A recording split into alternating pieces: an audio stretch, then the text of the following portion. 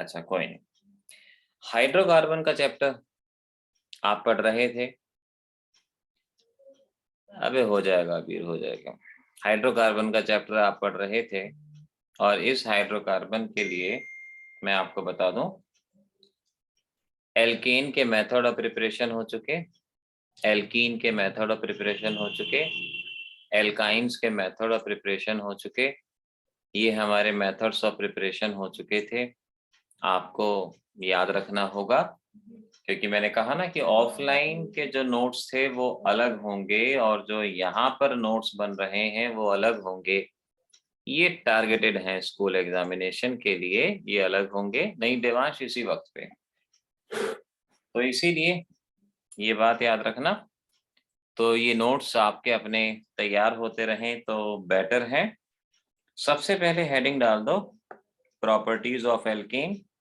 Alkanes में pi bond नहीं होता, इसीलिए एल्केन्स को अलग पढ़ते हैं, एल्कीन एल्काइंस को इकट्ठा पढ़ लेते हैं।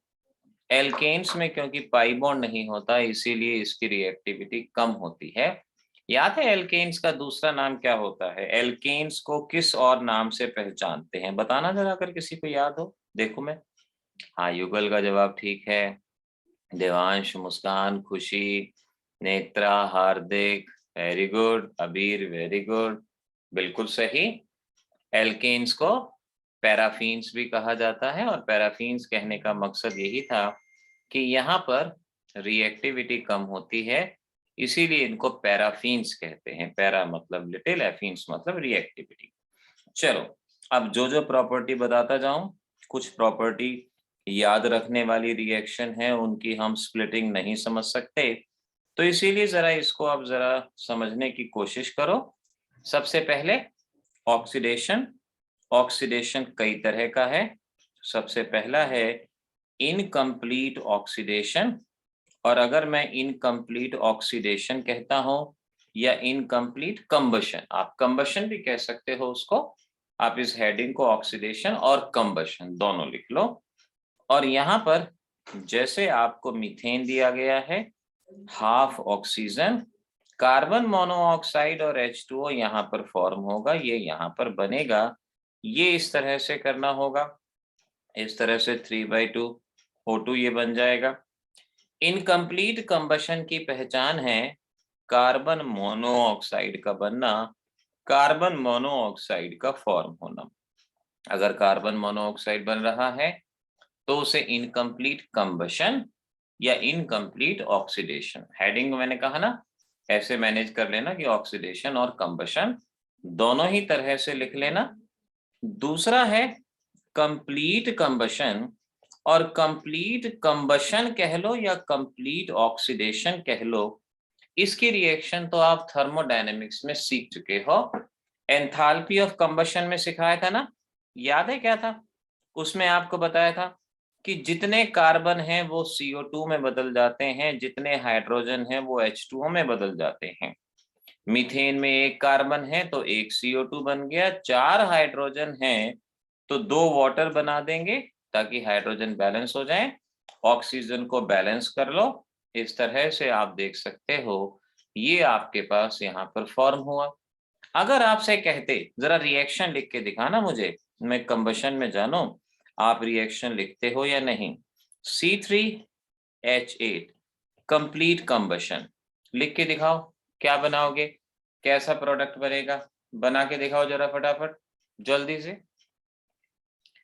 रिएक्शन, जितने कार्बन है सभी CO2 में, जितने हाइड्रोजन है सभी H2O में।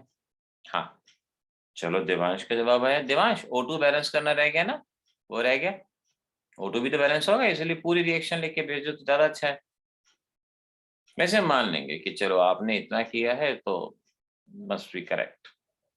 नेत्रा का भी चलो जवाब ठीक है, जितने कार्बन वो CO2।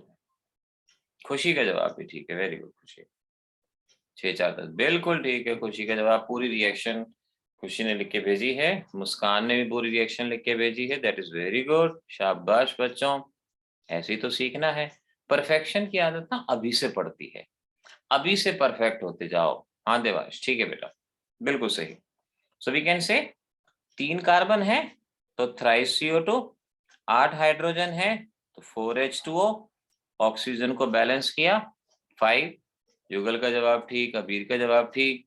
इस तरह से आप यहाँ पे इस रिएक्शन को बैलेंस करके अपने जवाब को ले सकते हो। तो प्रॉपर्टीज ऑफ एल्केन में पहला combustion, incomplete combustion, complete combustion. तीसरा है जिसे कहते हैं कैटालिटिक कंबशन या कैटालिटिक ऑक्सीडेशन। कैटालिटिक ऑक्सीडेशन, अब ये रिएक्शन रटनी होगी। ये 2-3 रिएक्शन है एनसीईआरटी की हैं, क्योंकि प्रैक्टिकली जो पाया गया है उसके अकॉर्डिंग आपको करना है। कॉपर 523 केल्विन, यहां मिलता है एल्कोहल CH3OH, एल्कोहल आपको मिलता है। ये ध्यान रखो कि मीथेन पे, इसे मीथेन की रिएक्शन हर एक की नहीं है, ये मीथेन की 2-3 रिएक्शन है जो आपकी एनसीईआरटी की हैं, जिनको आपको अलग से रटना है, क्योंकि आपके एग्जाम में एक आध क्वेश्चन मुश्किल देने के चक्कर में ये कंप्लीशन पे क्वेश्चन आ सकता है। इसीलिए आपसे गड़बड़ी ना हो, गलती ना हो, तो आपको इस बात का ध्यान रखना होगा।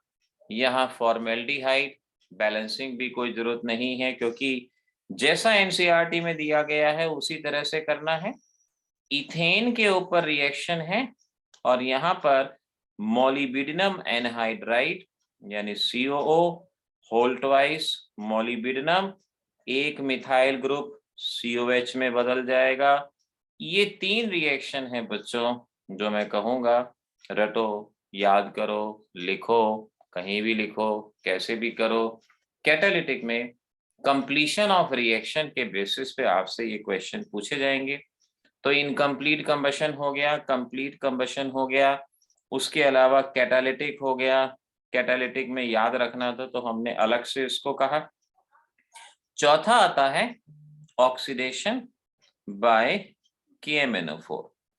KMnO4 की प्रेजेंस में ऑक्सीडेशन, और कैसे करना, एक रिएक्शन करनी है बेटा।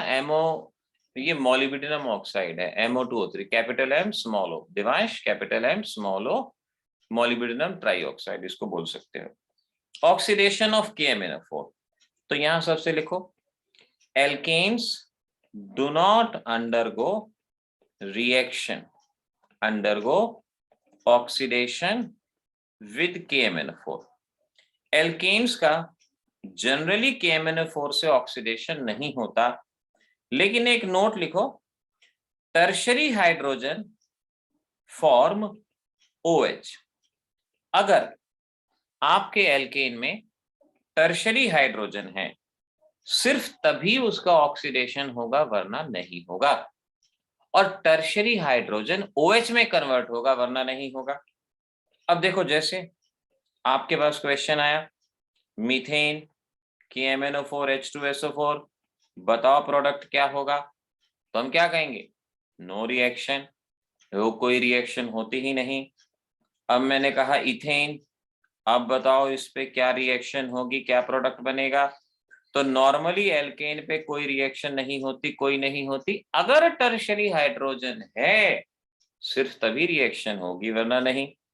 अब मैंने ये कंपाउंड लिया CH3 CH3 CH3, इसे आप आइसोब्यूटेन बोल सकते हैं, आइसोब्यूटेन इसको कहा जा सकता है, ये कंपाउंड है।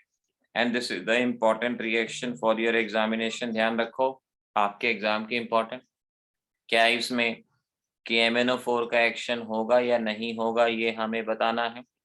तो एल्केन है, एल्केन में तो जनरली होता नहीं, लेकिन अगर टर्शरी हाइड्रोजन है, अगर आप इस हाइड्रोजन को देखो तो ये हाइड्रोजन ऐसे कार्बन से कनेक्ट है जो टर्शरी है, ऐसे कार्बन से कनेक्ट है जो टर्शरी है, और टर्शरी से कनेक्ट हाइड्रोजन को टर्शरी हाइड्रोजन कहा जाता है। यानी यहां पर ये टर्शरी हाइड्रोजन प्रेजेंट है।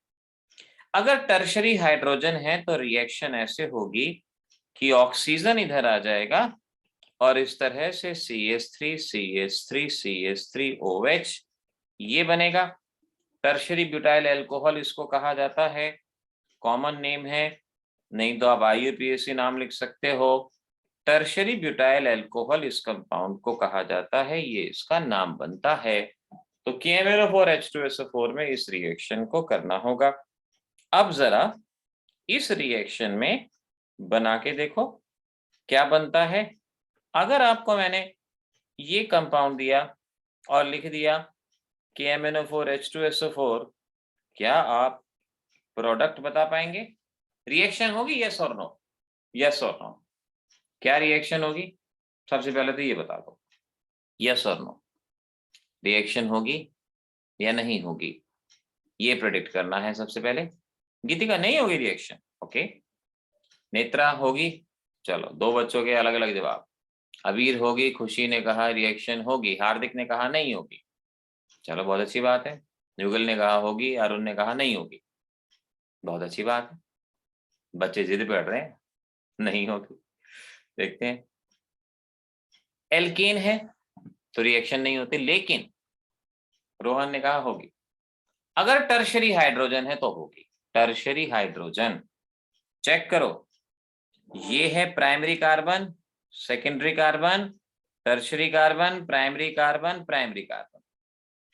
अगर टर्शरी कार्बन है तो क्या टर्शरी हाइड्रोजन भी है? तो इसका जो हाइड्रोजन है ये कैसा हो गया?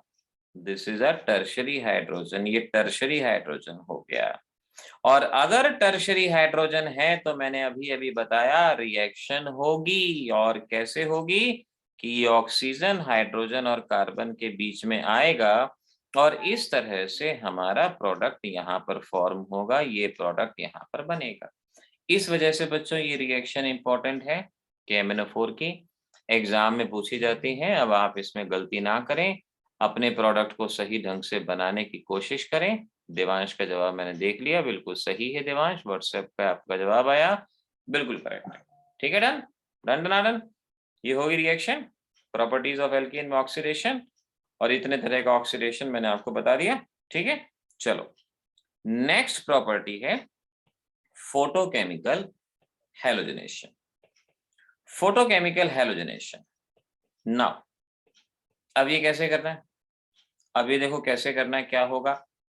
फोटोकेमिकल का मतलब इन presence of light, in presence of light, in presence of light, या आप इसको एच न्यू लिख सकते हो या लाइट लिख सकते हो, आपकी मर्जी, कैसे भी लिखो।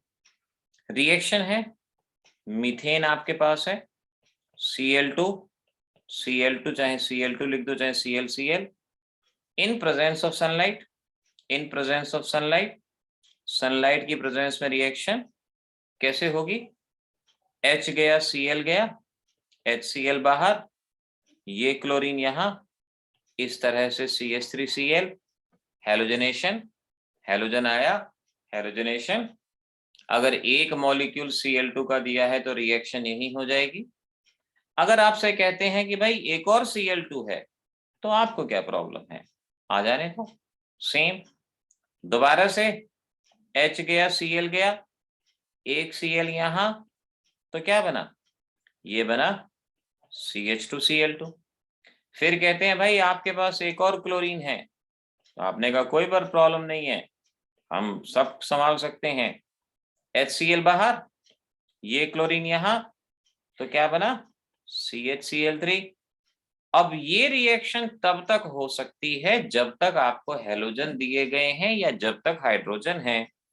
हाइड्रोजन गया, Cl गया, बचा हुआ क्लोरीन इधर, CCl4 + HCl, ये प्रोडक्ट यहां पर बन के तैयार हो जाएगा, ये बनेगा। बस अब आपको ये देख लेना है कि आपको 1 मोल Cl2 दिया है तो एक ही स्टेप, 2 मोल Cl2 दिया है तो 2 स्टेप, 3 मोल दिया है तो 3 स्टेप। जैसे एग्जाम में ये कह देंगे कि भाई methane and thrice Cl2 sunlight क्या बनेगा, क्या बता सकते हो? मीथेन थ्राइस Cl2 सनलाइट क्या बनेगा? 3 मोल दिए हैं। अब रिएक्शन तो आपने कर ली, रिएक्शन अगर कर ली तो उसमें कोई दिक्कत तो होगी नहीं। फिर भी देखो क्या बता सकते हो, कैसे कैसे क्या बना सकते हो, देखो कैसे प्रोडक्ट बनेगा, क्या इसको प्रिडिक्ट कर सकते हो? लेट्स सी, देखो 3 मोल Cl2। अच्छा जवाब आ गया, देवांश का आ गया, मुस्कान का आ गया, ठीक है। देवांश का आ गया, हाँ मुस्कान जी बिल्कुल ठीक है। 3 मोल है तो 3 स्टेप तक की रिएक्शन करनी है। नेत्रा का जवाब भी आ गया, ये भी ठीक है। और बच्चे बताओ जल्दी से। अभिमन्यु कर ट्राई, मेरे बच्चे कर ट्राई जल्दी से। 3 बार रिएक्शन करनी है, 3 बार। खुशी ठीक जवाब है, करेक्ट। 3 बार रिएक्शन होगी, 3 हाइड्रोजन हटेंगे और उसकी जगह पे 3 क्लोरीन, यानी यहां तक की रिएक्शन, यहां तक की 3 बार हुआ ना ये, Cl2 Cl2 Cl2 3 बार। तो डायरेक्ट दिखा सकते हैं CHCl3 थ्राइस HCl बाहर चला जाएगा। इस तरह से ये रिएक्शन आपकी हो जाएगी, बन जाएगी। क्वेश्चन लिखो, give mechanism of CH4 plus Cl2 sunlight CH3Cl HCl। इस रिएक्शन का मैकेनिज्म देना है, इस रिएक्शन का मैकेनिज्म बताना है क्या होगा। अच्छा, मैं आपको एक बेसिक चीज जो मैंने कई बार ऑर्गेनिक में याद दिलाई है, फिर याद दिला दूं, बॉन्ड फिशन का। क्योंकि जब जब मैकेनिज्म करेंगे तब तब बॉन्ड फिशन आएगा, और बॉन्ड फिशन आपको पता होना चाहिए। याद रखना, अगर आप किसी के बीच में बॉन्ड इस तरह से तोड़ते हो, ऐसे बीच में से बॉन्ड तोड़ते हो, तो ए के पास एक इलेक्ट्रॉन, ए के पास एक इलेक्ट्रॉन, दोनों अपने अपने इलेक्ट्रॉन लेके सेपरेट हो जाएंगे, फ्री रेडिकल बनेगा, फ्री रेडिकल। तो आज और अब नेक्स्ट लेक्चर के लिए इस बात को ध्यान रखना होगा, अगर बॉन्ड ऐसे टूटता है तो क्या बनेगा, और ये अगर बॉन्ड ऐसे टूटता है इसे हेटेरोलिटिक बॉन्ड फिशन कहते हैं, कई बार सिखाया है। तो टेल पोजीशन यानी ए वाले पे पॉजिटिव चार्ज आता है और हेड पोजीशन वाले पे लोन पेयर और नेगेटिव चार्ज। ये पॉइंट कहीं लिख के रखो अगर आपको याद नहीं है। वैसे तो मैंने बहुत बार इनको ऑफलाइन क्लासेस में भी बताया, जीओसी में भी बताया, हर जगह बताया, फिर भी लगता है कहीं कोई बच्चा भूल ना गया हो। बॉन्ड फिशन 2 तरीके से, पहला होमोलिटिक जहां फ्री रेडिकल बनते हैं, दूसरा हेटेरोलिटिक जहां ए पॉजिटिव बी नेगेटिव फॉर्म होता है।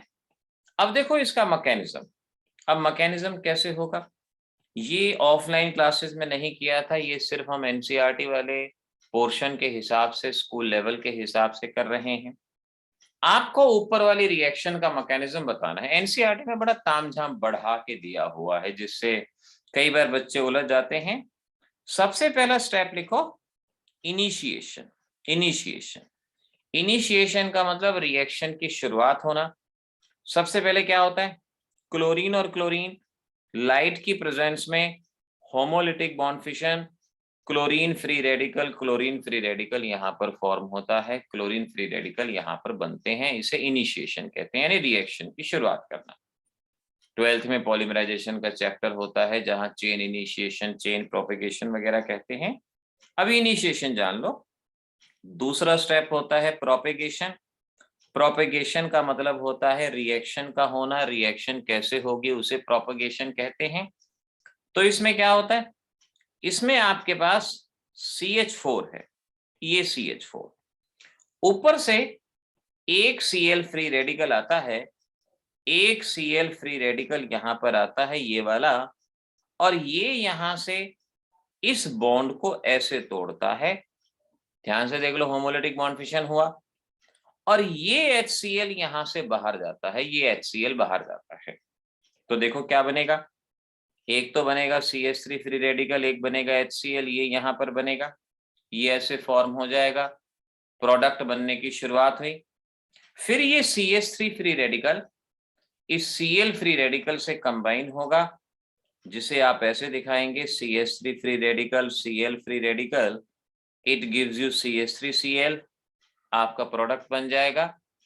तीनों रिएक्शन को अगर आप ऐड कर दें तो आप देखेंगे chlorine chlorine chlorine chlorine, free radical cancel out, जो बचता है अगर आप उसे लिखो तो वही रिएक्शन आती है जिसका मैकेनिज्म हमें बताना था। ये रिएक्शन का मैकेनिज्म हमें बताना था, ये हमारे पास आ गया। एनसीईआरटी में इसका तामझाम बहुत बड़ा बना के दिया हुआ है, सही ढंग से लॉजिक नहीं दिए, और लॉजिक ना हो पाने की वजह से बच्चा उलझ जाता है कि रिएक्शन को कैसे करें कैसे ना करें। अब आपके सामने फुल लॉजिक है, इस रिएक्शन का मैकेनिज्म बताना है। ये रिएक्शन है, इनिशिएशन में क्लोरीन लिए जो इस तरह से टूटे, फिर आपने एक क्लोरीन मीथेन पे अटैक करता है, ये बनता है, फिर ये आपस में कंबाइन करते हैं, प्रोडक्ट बनता है। इस तरह से आपको ये मैकेनिज्म यहाँ करना है। आप लास्ट स्टेप को टर्मिनेशन स्टेप भी कह सकते हो कि रिएक्शन यहाँ पे खत्म हो गई, इसे टर्मिनेशन स्टेप के नाम से भी कह सकते हो, ना भी कहो तो कोई प्रॉब्लम नहीं है। एग्जाम में ये क्वेश्चन आ सकता है, give the mechanism of photochemical halogenation. तो फोटोकेमिकल हैलोजनेशन ये रिएक्शन है ही, इसका ये मैकेनिज्म है ही, ये एज इट इज यहाँ बता दो, बस बात बन गई। आसान का आसान, मैकेनिज्म का मैकेनिज्म, डन डना डन हो गया। ठीक बात है, ये ऐसे यहाँ बनेगा। अगली प्रॉपर्टी है आइसोमराइजेशन। इसे आइसोमराइजेशन कहते हैं in presence of anhydrous AlCl3। Anhydrous AlCl3 isomerization नाम है, और ये हो रहा है इन प्रेजेंस ऑफ एनहाइड्रस AlCl3। और कैसे याद करो, कैसे याद करो, बुक में बदल कर देते हैं। आप याद रखो, नॉर्मल एल्केन, अगर नॉर्मल एल्केन है, नॉर्मल एल्केन जानते हो ना, अनब्रांच्ड, जिसमें ब्रांचिंग नहीं होती, वो आइसो एल्केन में बदलेगा, आइसो एल्केन में बदलेगा। अगर आइसो एल्केन है तो वो नियो एल्केन में बदलेगा। ये बात ध्यान रखो, एक स्टेप होगा। अगर नॉर्मल एल्केन है तो वो आइसो एल्केन में बदलेगा, और आइसो एल्केन है तो नियो एल्केन में। क्या थे ये आइसो नियो, आपको याद दिला दूं। नॉर्मल का मतलब अनब्रांच्ड, जहां पे कोई भी ब्रांचिंग नहीं होती, ये नॉर्मल कंपाउंड होता है, नॉर्मल एल्केन होता है। अगर सेकंड लास्ट कार्बन पे एक मिथाइल हो या सेकंड कार्बन पे एक मिथाइल हो, इसे आइसो कहते हैं, ये आइसो होता है। और अगर सेकंड या सेकंड लास्ट कार्बन पे दो मिथाइल हो तो ये नियो होता है, इसे नियो कहते हैं। ये ध्यान रखना। जिस बच्चे को याद नहीं होगा तो मैंने फिर भी यहाँ पर बता दिया कि क्या है। तो आइसोमराइजेशन में सिंपल करना, नॉर्मल एल्केन है तो आइसो बनाएगा, आइसो है तो नियो बनाएगा। डायरेक्ट नियो नहीं बनेगा, एक ही स्टेप होगा, नॉर्मल होगा तो आइसो। अब जैसे आपको ये कंपाउंड दिया गया CH3CH2CH3, इसे कहेंगे एन ब्यूटेन या नॉर्मल ब्यूटेन इसे कहा जाएगा। ये स्ट्रेट चेन कंपाउंड है, और लिख दिया गया एनहाइड्रस AlCl3। बताओ यहाँ पे प्रोडक्ट क्या बनेगा, ये आपको कह दिया। अब ये क्योंकि नॉर्मल कंपाउंड है तो नॉर्मल किस में बदलेगा, आइसो में। और आइसो क्या होते हैं, जब सेकंड लास्ट कार्बन पे या सेकंड कार्बन पे एक मिथाइल हो तो ये कन्वर्ट हो जाएगा इस तरह के कंपाउंड में, same number of carbon same number of hydrogen, इसे आइसोब्यूटेन कहा जाएगा। आइसोब्यूटेन यहाँ पर फॉर्म होगा, ये आपका प्रोडक्ट होगा। ये रिएक्शन कर लेना। ऐसे ही अगर आपको ये कंपाउंड दिया गया, ये कंपाउंड, इसका नाम है आइसोपेंटेन, आइसोपेंटेन ये नाम है, और आपसे कहा गया एनहाइड्रस AlCl3, बताओ क्या बनेगा। तो आप क्या करोगे, अभी अभी मैंने ऊपर आपको सारे पत्ते खोल दिए कि आइसो किस में बदलेगा, नियो में। नियो में क्या होता है, एक मिथाइल ग्रुप, एक मिथाइल ग्रुप यहाँ आ जाएगा, तो बस ये नियो में बदल जाएगा, वैलेंसी अपने आप पूरी कर लें, और इस तरह से ये नियोपेंटेन बनेगा। ये आइसोमराइजेशन हो गया ना, ऑक्सीडेशन हो गया, कंबशन हो गया, फोटोकेमिकल हो गया, आइसोमराइजेशन हो गया। अब ये जो नोट्स बन रहे हैं, अगर आप अपनी ऑफलाइन क्लास के नोट्स देखोगे वो तो जेई नीट के हिसाब से थे, वो अलग थे, ये अलग हैं, ये अपना स्कूल के हिसाब से।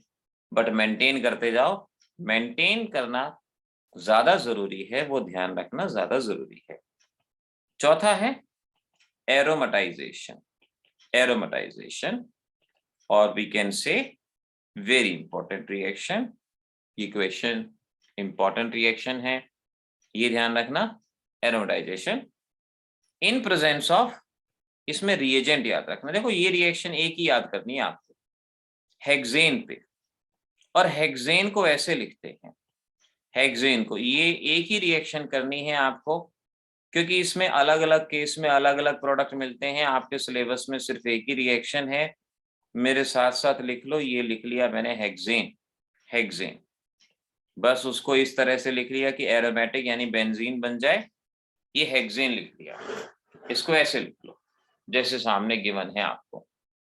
अब इसके ऊपर हम यहाँ पर रिएजेंट्स का इस्तेमाल करते हैं। कौन कौन से रिएजेंट हैं? Cr2O3, V2O5, MO2O3, molybdenum dioxide, 773 kelvin, 10 to 20 atmosphere, जितने याद रहे उतने बेटर। इनकी प्रेजेंस में ये होता है, यहां से एक हाइड्रोजन गया, यहां से एक हाइड्रोजन गया, और इन दोनों में बॉन्ड बनता है। एक एक हाइड्रोजन जाता है, यानी 2 हाइड्रोजन बाहर चले गए और इनमें बॉन्ड बन गया। तो ये पहले बनता है CH2, CH2, CH2, CH2, CH2 and so on. Cyclohexane इसको कहते हैं, साइक्लोहेक्सेन इसको कहते हैं। हीटिंग कंटिन्यू रहती है, हीटिंग कंटिन्यू रहती है, ये प्रोसेस अपने आप फिर से होता है। और अब देखो क्या क्या बाहर जाएगा, यहां से हाइड्रोजन, यहां से हाइड्रोजन, एक पाई बॉन्ड बनेगा, हाइड्रोजन हाइड्रोजन बाहर, पाई बॉन्ड बनेगा। यहां से हाइड्रोजन, यहां से हाइड्रोजन, एक और पाई बॉन्ड बनेगा। यहां से हाइड्रोजन, यहां से हाइड्रोजन, यानी 6 हाइड्रोजन बाहर जाएंगे और उनकी जगह पे पाई बॉन्ड बनेगा, जैसे यहां पर बना CH, CH, double bond CH, यहां CH, डबल बॉन्ड CH, और इस तरह से ये बेंजीन बन गया, एक एरोमेटिक कंपाउंड बेंजीन यहां पर फॉर्म हो गया। एरोमेटाइजेशन इसको कहा जाता है। एग्जाम में क्वेश्चन आता है, convert hexane to benzene, hexane से बेंजीन बनाना है। ये क्वेश्चन डायरेक्टली आप इसी तरह से कर लेंगे जैसे आपको सामने बताया गया। हेक्सेन टू बेंजीन अगर कहा तो आप ये प्रोडक्ट बड़ी आसानी से बना सकते हो, ये बनेगा। अच्छा, एक रिएक्शन करके दिखाओ, एक रिएक्शन करके दिखाओ। CH3CH2CH2Cl in presence of number 1 sodium in dry ether, number 2 Cr2O3, V2O5, MO2O3, और यहाँ 773 केल्विन, हाई प्रेशर, और आपको ए प्रोडक्ट बनाना है। क्या बनेगा? अगर आपको ये चीज दे दी तो क्या प्रोडक्ट बन जाएगा? बना के देखो, देखो, प्रिपेयर करो, दोनों रिएक्शन पढ़ चुके हो।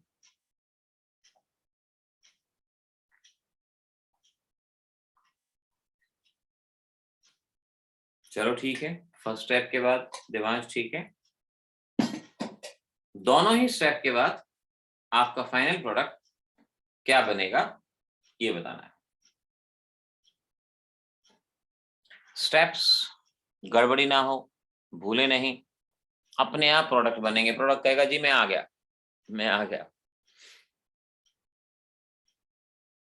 ठीक है मुस्कान, यही प्रोडक्ट बताना है। लास्ट वाला, जो लास्ट वाला आपने लिखा है वही ठीक है। रोहन ये तो फर्स्ट स्टेप के बाद होगा, पूरा ही बता दो आप, पूरा, कि फर्स्ट स्टेप के बाद फिर सेकंड स्टेप भी है। सेकंड स्टेप अपने आप जहां तक होता है अभी बताया मैंने आपको, तो उसके हिसाब से पहला स्टेप हर बच्चा समझ सकता है। कौन सी रिएक्शन है बच्चों? This is the words reaction. हाँ नेत्रा ठीक है, वर्ड्स रिएक्शन में अपने आप ही 2 मॉलिक्यूल मान लेंगे और 2 मॉलिक्यूल मान के 2 सोडियम अपने आप मान लेंगे, रिएक्शन करवा देंगे। तो पहले स्टेप में जब रिएक्शन होगी, रोहन सही जवाब है, तो पहले बनेगा हेक्सेन। हेक्सेन जिसको ऐसे लिख देंगे, हेक्सेन बनेगा, पहले हेक्सेन बनेगा, ये बनेगा हेक्सेन।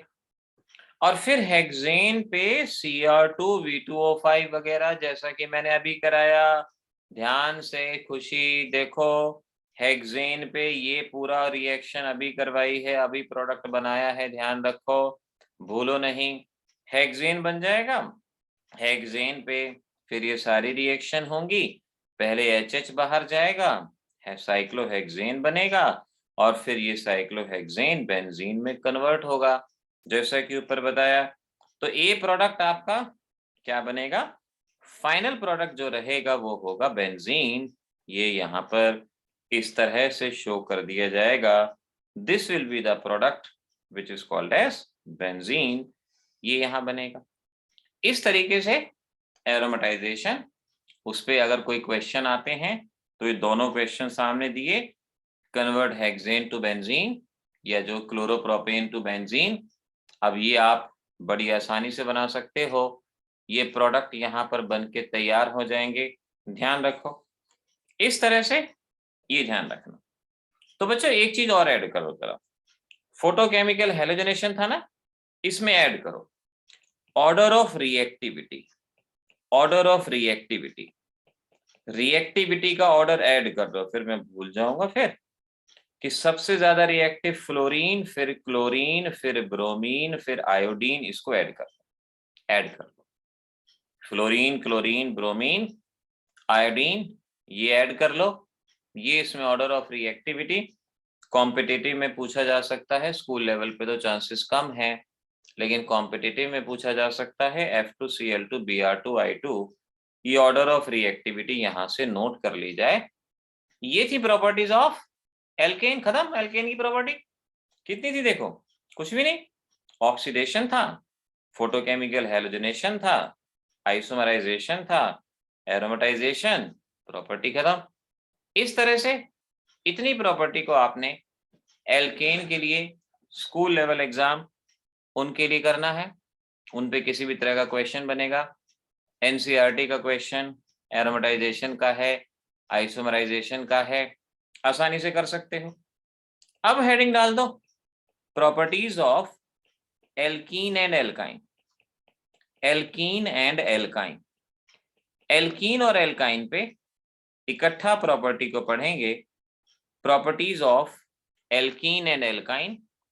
और यहां पर सबसे पहली प्रॉपर्टी है जिन्हें एडिशन रिएक्शन कहा जाता है, एडिशन रिएक्शन कहा जाता है। एडिशन, पाई बॉन्ड है, पाई बॉन्ड पे कुछ भी ऐड होना एडिशन कहा जाता है। हार्दिक इवनिंग में बेटा, एडिशन रिएक्शन इसको कहा जाता है।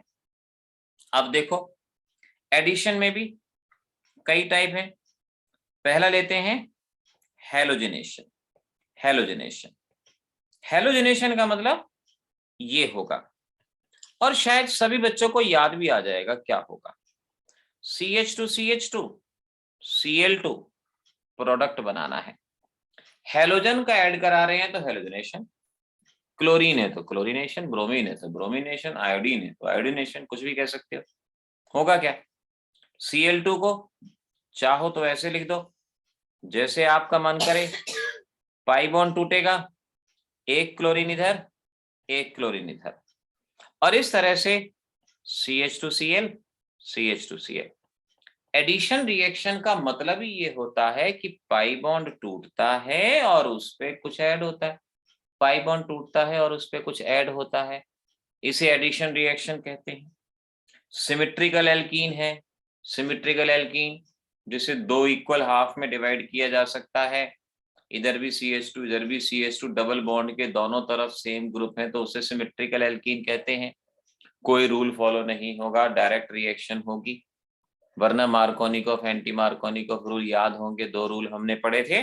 लेकिन सिमेट्रिकल एल्कीन में डायरेक्ट रिएक्शन होगी, डायरेक्ट रिएक्शन करेंगे। दूसरी रिएक्शन है जिसको हम हाइड्रोहैलोजनेशन कहते हैं, हाइड्रोहैलोजनेशन। हाइड्रोहेलोजनेशन का मतलब क्या होगा? Addition of HX। X क्या होगा? कोई भी halogen, bromine, chlorine, bromine, iodine, कोई भी हेलोजन, HX होगा। इस रिएक्शन में दो रूल फॉलो होते हैं। पहला rule by Markovnikov rule. Markovnikov's rule, सबसे पहले मार्कोनिकॉफ्स रूल। मार्कोनिकॉफ रूल की डेफिनेशन आपको मैंने लिखवा भी रखी है, और यहां शॉर्ट में भी डेफिनेशन याद रख सकते हैं। क्या कहता है मार्कोनिकॉफ रूल? एडिशन ऑफ, मैं लिखवा ही देता हूं, addition of unsymmetrical reagent on unsymmetrical alkene takes place in such a way अब हमें यहां से मेनली याद करना है, in such a way that negative part of adding agent goes to that carbon which possess less hydrogen, हमें ये याद रखना है। यानी हम इस पूरे रूल में से मेनली ये लाइन पकड़ के रखेंगे, ये लाइन याद रखेंगे कि नेगेटिव पार्ट उस कार्बन पे जाएगा जिसपे लेस हाइड्रोजन है, नेगेटिव पार्ट उस पे जाएगा जिसपे लेस हाइड्रोजन है, ये ध्यान रखना। For example CH3CH double bond CH2 HCl। अब यहां पर हाइड्रोजन हैलोजन है तो हाइड्रोहेलोजनेशन कहा जाएगा, पाई बॉन्ड टूटेगा और HCl ऐड होगा। याद है ना, right hand side part negative, left hand side part positive, right hand side part negative, left hand side part positive. कैसे जाएगा? नेगेटिव वहां जाएगा जहां लेस हाइड्रोजन। अब डबल बॉन्ड पे यहां एक हाइड्रोजन है, यहां दो हाइड्रोजन है, तो नेगेटिव कहां जाएगा? जहां लेस हाइड्रोजन है। मार्कोनिकॉफ अंकल ने यही कहा था।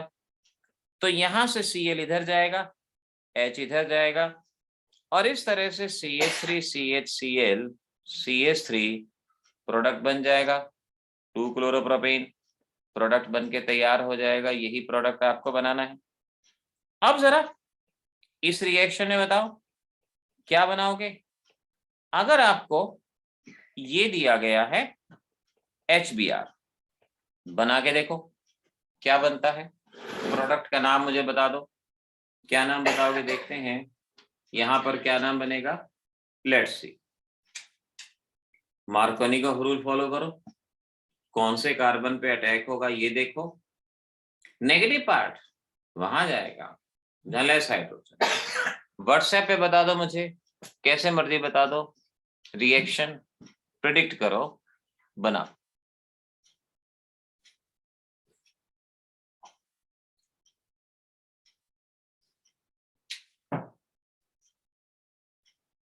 हाँ, देवांश ने पूरी हिम्मत लगा के लिख के दिया, जवाब सही है देवांश, वेरी गुड।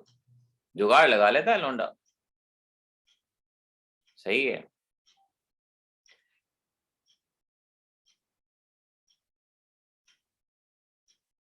मुस्कान, क्लोरीन तो मैंने दिया ही नहीं है ब्रोमीन है, ठीक है ना, ब्रोमीन है। तो जब ब्रोमीन है तो ब्रोमीन लगाना है ना। और शायद नाम पूरा ठीक नहीं है, नहीं, थोड़ा सा दोबारा से चेक करो, इसको नेम को चेक करो ध्यान से। रिएक्शन होनी है पाई बॉन्ड पे, तो पाई बॉन्ड वाला पोर्शन तो ये है, यहां पे अटैक होना है। नेगेटिव पार्ट, रोहन ध्यान से देखो, नेगेटिव पॉजिटिव, नेगेटिव पार्ट वहां जाएगा जहां लेस हाइड्रोजन। इस कार्बन पे एक भी हाइड्रोजन नहीं है, इस पे एक है, तो जिस पे एक भी नहीं है उसी को लेस हाइड्रोजन कहेंगे। ये थोड़ी है कि हाइड्रोजन काउंट ही करना जब हाइड्रोजन है ही नहीं। हाँ, खुशी, आपका जवाब ठीक है बेटा। नेत्रा नहीं भेजा, नेत्रा का जवाब लेट मी चेक। हाँ, नित्रा का भी ठीक है, वैलेंसी पूरी नहीं है बस एक हाइड्रोजन पे, पर वो हम मान सकते हैं कि ठीक है, इधर उधर की दिक्कत है। तो वी कैन से नेगेटिव यहां जाएगा, नेगेटिव यहां जाएगा और पॉजिटिव यहां जाएगा जिस पे ज्यादा है, और इस तरह से CH3 CH2 CBr CH3 CH3 2 bromo 2 methyl, इस तरह से कंपाउंड बनेगा 2 ब्रोमो 2 मिथाइल। किसी और का भी जवाब आएगा व्हाट्सएप पे, एक बार लेट मी चेक। हार्दिक आया था, ठीक है हार्दिक। तो इस तरह से ये यहाँ पर आपका जवाब ठीक रहेगा, करेक्ट रहेगा। तो ये ध्यान से आपको रिएक्शन लिखना, उस पे जवाब बताना आना चाहिए। तो मार्कोनिकॉफ रूल हाइड्रोहेलोजिनेशन के अंदर, हाइड्रोहेलोजिनेशन के अंदर ये मैंने आपको सिखा दिया आपको कैसे करना है, कैसे बनाना है। अगर ऐसे ही सल्फ्यूरिक एसिड का एडिशन होता, सेम ऐसे ही एडिशन ऑफ H2SO4, क्योंकि एनसीईआरटी में है ना, तो इसीलिए एक रिएक्शन का एग्जांपल ले लेते हैं। यहाँ अबीर के जवाब भी चलो ठीक है, ये आपके पास है। अब जरा यहाँ देख लो, सल्फ्यूरिक एसिड, सल्फ्यूरिक एसिड का मतलब क्या हुआ, क्या ले रहे हो, H positive HSO4 negative. Sulphuric acid का मतलब ये होता है, H2SO4 का मतलब ये होता है। बस खत्म, अब तो कर लोगे ना। 5 बॉन्ड टूटेगा, नेगेटिव वहां जहां लेस हाइड्रोजन, पॉजिटिव वहां जहां ज्यादा हाइड्रोजन, बन गया SO4H साथ में CH3, ये हमारा प्रोडक्ट ऐसे बन के तैयार हो गया। SO4H भी लिख सकते हैं और इसको SO3H भी लिख सकते हैं, SO3OH, SO3OH भी लिख सकते हैं, एक ही बात होती है। तो SO4H लिख दो, ये SO3H लिख दो, बात एक ही है। और इस तरह से ये सल्फ्यूरिक एसिड का एडिशन यहाँ पर बता दिया जाता है, बनता है। नाउ एग्जाम का question, give mechanism of Markovnikov addition, Markovnikov addition, mechanism of Markovnikov addition. ये कहा जा सकता है आपने एक रिएक्शन अपने हिसाब से मान लेनी है, नहीं तो एग्जामिनर जो रिएक्शन देंगे वो माननी है। लेट ये रिएक्शन है, इस रिएक्शन का रोहन SO3H तो एक ग्रुप हो गया ना, sulphonic acid, sulphonic acid group हो गया बेटा, कंपाउंड थोड़ी है, सल्फोनिक एसिड ग्रुप है SO3H।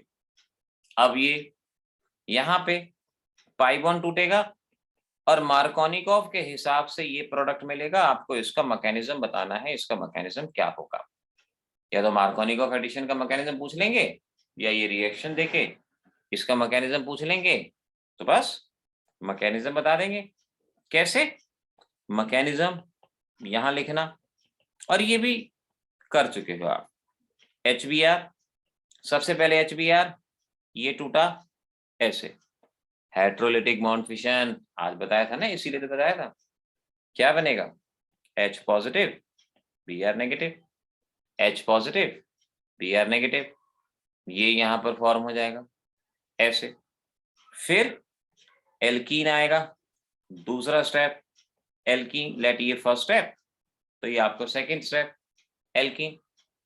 पहले स्टेप में H पॉजिटिव। अब ध्यान रखना, अब एक बात ध्यान रखनी होती है कि ये पाई बॉन्ड टूटता है, लेकिन पाई बॉन्ड कैसे टूटता है, ये बात 12th में क्योंकि बड़े मैकेनिज्म होते हैं तो वहां फिर बड़े लेवल पे याद करते हैं। आपके लेवल पे less hydrogen to more hydrogen, less hydrogen जिससे कम हाइड्रोजन है ना, वहां से ज्यादा हाइड्रोजन वाले पाई बॉन्ड पे।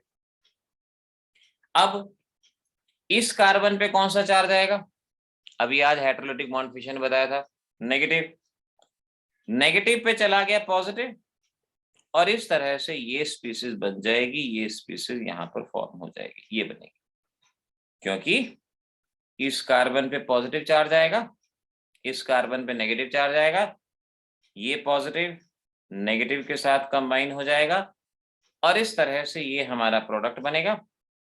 अब H पॉजिटिव यहां आ गया था, ये आ गया था, अब बचा Br नेगेटिव, ये यहां अटैक करेगा। कैसे लिखेंगे, we will write Br negative attacks on CH3 CHBr CH3, इस तरह से ये आप 2-3 लाइन में मैकेनिज्म बता दोगे। कोई ज्यादा एनसीईआरटी के हिसाब से, कई बार क्या होता है ना क्लास में जब पढ़ाते हैं तो एनसीईआरटी लाइन टू लाइन, ये हो गया, ये हो गया, ये हो गया, ये हो गया, ठीक है ना, ठीक है ना, ठीक है ना, ठीक है, ठीक है ना, वो बच्चा ठीक है, ठीक है, ठीक है मारता जाता है, बच्चा परेशान। जबकि बहुत आसानी से सामने बात बनेगी, सामने होगा। अब नेक्स्ट में यहां सीख लो, इसी में anti Markovnikov addition, anti Markovnikov's addition, ये भी सीख लो। याद है इसका दूसरा नाम बताना जरा, इसके 2 नाम और हैं, कितने नाम याद हैं? देखते हैं किस बच्चे को याद है, फिर आगे इसको करेंगे। Anti Markovnikov addition, okay okay, Muskan ना पहले जवाब ठीक है, युगल का ठीक है, मुस्कान का तीसरा, हाँ ये अगला जवाब भी ठीक है, करेक्ट। इसे हम पेरोक्साइड इफेक्ट के नाम से भी पहचानते हैं, पेरोक्साइड इफेक्ट, या इसका एक और नाम होता है, इसे खारश इफेक्ट के नाम से भी पहचाना जाता है, खारश इफेक्ट के नाम से भी इसको कहा जाता है। 3 नाम। देवांश ठीक है, बाकी बच्चे जिसको याद नहीं वो नोट कर ले, खारश इफेक्ट के नाम से इसको पहचाना जाता है, कहा जाता है। अब इसकी डेफिनेशन मैं यहीं से ले लूंगा, यहीं से इसको डिफाइन कर देंगे, इसी में मॉडिफाई करके, इतना लिखना ना पड़े, इसी में मॉडिफाई करके यहां इसको बता देंगे क्या बनेगा। तो देखो इसको ऐसे करेंगे modify, in presence of peroxide, ये सिर्फ और सिर्फ पेरोक्साइड की प्रेजेंस में होता है। तो ये पॉइंट सबसे पहले याद रखो कि एंटी मार्कोनिकॉफ सिर्फ और सिर्फ पेरोक्साइड की प्रेजेंस में होगा, इसीलिए इसको पेरोक्साइड इफेक्ट कहा जाता है, पेरोक्साइड इफेक्ट के नाम से जानते हैं। Addition of unsymmetrical reagent to unsymmetrical alkene takes place in such a way so that negative part goes to that carbon which possess higher number of hydrogen, higher number of hydrogen। ऊपर वाले में lower number लिख लेना, मुझे दिखा यहाँ नहीं लिखा पड़ा, मैं करेक्शन कर दूं, which possess less number of hydrogen, यहाँ आना था less number of hydrogen, और यहाँ लिखा जाएगा which possess higher number of hydrogen, यानी मार्कोनिकॉफ का उल्टा। तो एंटी मार्कोनिकॉफ पेरोक्साइड की प्रेजेंस में होगा, और ये कहता है कि नेगेटिव पार्ट उस पे जाएगा जिस पे ज्यादा हाइड्रोजन, यानी मार्कोनिकॉफ का उल्टा। सबसे पहले ध्यान रखो, पेरोक्साइड आपके लेवल पे ये लिया जा सकता है C6H5COO होल ट्वाइस, और इसको आप C6H5COO ऐसे भी लिख सकते हो, ये पेरोक्साइड है, ऐसे दिया जा सकता है, ऐसे लिखा जा सकता है, या सिंपली O2-2 पेरोक्साइड होता है, और बीएससी लेवल पे या इंजीनियरिंग लेवल पे H2O2 को भी ले सकते हैं। आपके लेवल पे पेरोक्साइड 3 तरह से मैंने कहा, एक तो मैंने कहा बेंजोइल पेरोक्साइड, ये रहा जिसका स्ट्रक्चर साथ में दिया गया है, या O2-2 की प्रेजेंस में ये होगा। दूसरा, this rule is only for HBr, HBr in presence of peroxide, in presence of peroxide। ये रूल हर जगह एप्लीकेबल नहीं होगा, ये रूल सिर्फ और सिर्फ HBr की रिएक्शन जो पेरोक्साइड में हो रही है वहां होगा, बाकी नहीं होगा। सिर्फ पेरोक्साइड की रिएक्शन जो हो रही है उसमें होगा, वरना नहीं होगा, ये ध्यान रखना। कैसे? जैसे आपसे कहा CH3CH double bond CH2 HBr, अगर HBr है तो रिएक्शन है, वरना नहीं। पेरोक्साइड, पेरोक्साइड लिख दिया, ये लिख दिया, या सिंपल पेरोक्साइड लिख दिया, कुछ भी लिख दिया, ऐसे लिख दिया, ये लिख दिया। अब अगर HBr और पेरोक्साइड दोनों हैं तो negative part positive part, pi bond टूटेगा। तो एंटी मार्कोनिकॉफ में क्या कहा कि negative part goes to that carbon which possess higher number of hydrogen. Negative वहां जाएगा जहां ज्यादा हाइड्रोजन है, पॉजिटिव दूसरे पे जाएगा, और इस तरह से CH3CH2Br ये आपका प्रोडक्ट बनेगा, ये आपका प्रोडक्ट आपके पास रहेगा। एक ही रिएक्शन याद करनी है, इसी रिएक्शन को अच्छे से कर लेना, इसी में गड़बड़ी मत करना। और फिर इसी रिएक्शन का मैकेनिज्म भी, mechanism anti Markovnikov very very important है। रूल पूछा जा सकता है, मैकेनिज्म पूछा जा सकता है। एंटी मार्कोनिकॉफ पे कोई भी क्वेश्चन आए ना, समझ में नहीं आए क्या जवाब देना है, ये लिख देना सारा का सारा, रूल लिख देना, रिएक्शन लिख देना, और जो मैकेनिज्म बता रहा हूं। नंबर कहीं जा ही नहीं सकते, नंबर भाग भाग के मिलेंगे, पूरे के पूरे मिलेंगे। एंटी मार्कोनिकॉफ पेरोक्साइड वगैरह कुछ भी ऐसा शब्द आ जाता है तो इस बात को ध्यान रखें। मैकेनिज्म आपकी बुक के लेवल पे कुछ थोड़ा सा मुश्किल सा दिया गया है, याद करने का सा दिया गया है, फिर भी मैं ट्राई करता हूं आपको बता सकूं, वरना इसको लर्न जरूर करना है, ध्यान रखना। सबसे पहले पहला स्टेप ये होगा C6H5, यानी ये जो पेरोक्साइड दिया गया है, ये जो पेरोक्साइड है आपके पास, पेरोक्साइड ये है COO C6H5, इसमें होता है होमोलिटिक बॉन्ड फिशन। कैसे कैसे? यहां से बॉन्ड टूटता है, यहां से बॉन्ड टूटता है, यहां से टूटता है। अब होमोलिटिक बॉन्ड फिशन में ये क्या बनेगा, C6H5 फ्री रेडिकल, और ये भी क्या बनेगा, C6H5 फ्री रेडिकल। तो लिख देता हूं C6H5 free radical, C6H5 free radical, ये दो फ्री रेडिकल बन गए। और यहां से देखो CO2 बाहर, CO2 बाहर, ये दो CO2 बाहर चले जाएंगे, ट्वाइस कार्बन डाइऑक्साइड बाहर चला जाएगा, ट्वाइस CO2 यहां से बाहर चला जाएगा, ये बाहर ऐसे। फिर यहां पर ये C6H5 HBr के साथ रिएक्ट करता है, HBr के साथ रिएक्ट करता है, और यहां से हाइड्रोजन को बाहर निकाल देता है C6H6, और ब्रोमीन फ्री रेडिकल बनता है, जो कि आगे रिएक्ट करेगा, जो कि फर्दर रिएक्ट करेगा। तो ये मैंने कहा ना, ये थोड़ा सा याद करने का, चाहे इसको ऑफलाइन में समझो चाहे ऑनलाइन में समझो, दोनों में एक ही तरह का। और समझना, क्योंकि फ्री रेडिकल मैकेनिज्म है, ये आसान भी हो सकता था, लेकिन एनसीईआरटी को आसान चीजों से नफरत है, तो उन्होंने मुश्किल बना के ये वाला मैकेनिज्म दे दिया। फोटोकेमिकल हैलोजनेशन आसान बना सकते थे, तो वो मैंने आपको बना दिया, उसमें कोई गलती भी नहीं करेगा। इसमें मैं अगर आसान वाला दूंगा तो स्कूल वाले लेवल पे हो सकता है कि वो कह देंगे जी कहाँ है बुक में दिखाओ, अब बच्चा बुक ढूंढेगा उसमें तो है ही नहीं, क्योंकि वो तो हायर लेवल की बुक में होता है। तो ये ध्यान रखना।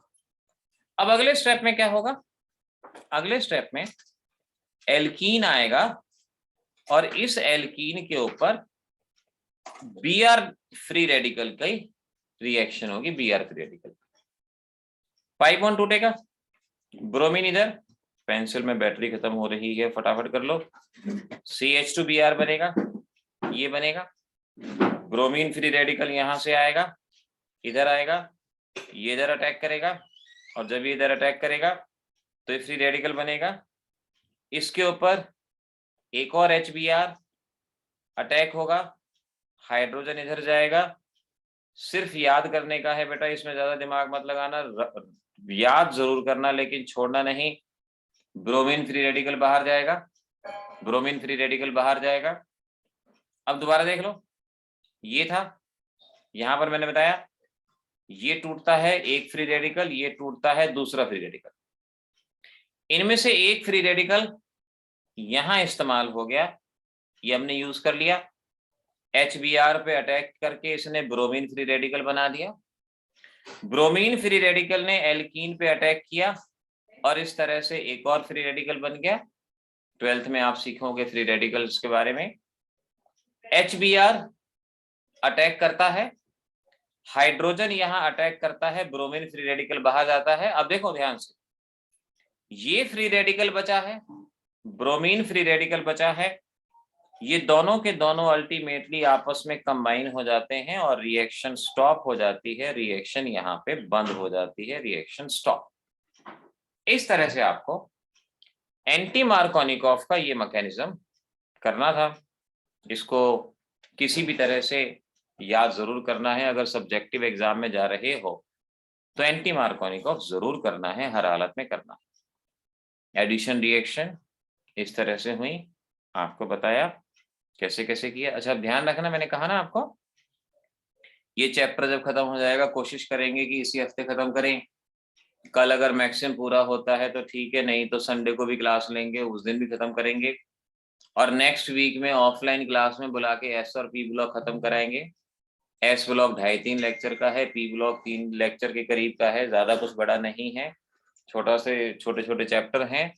डिलीटेड पोर्शन के बाद तो और भी छोटे हो जाते हैं, बट हमारी कोशिश होगी कि हम इसको जो एनसीईआरटी की क्वेश्चन है उसके हिसाब से भी करवाएं और फिर पूरा खत्म हो जाएगा। यही टाइम रहेगा ऑफलाइन क्लास का भी।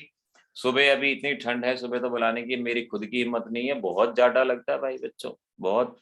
अभी कोई हिम्मत नहीं है, इसी वक्त पे उसको रखेंगे, क्योंकि मौसम सही होने का इंतजार करेंगे तो आधे बच्चों के तो पेपर हो लेंगे, जबकि हम इसी वक्त पे इसको करेंगे। ठीक है ना? चलो आज के लिए इतना, बाय बाय कर दो, गुड नाइट कर दो, see you, okay, good day sir बच्चों।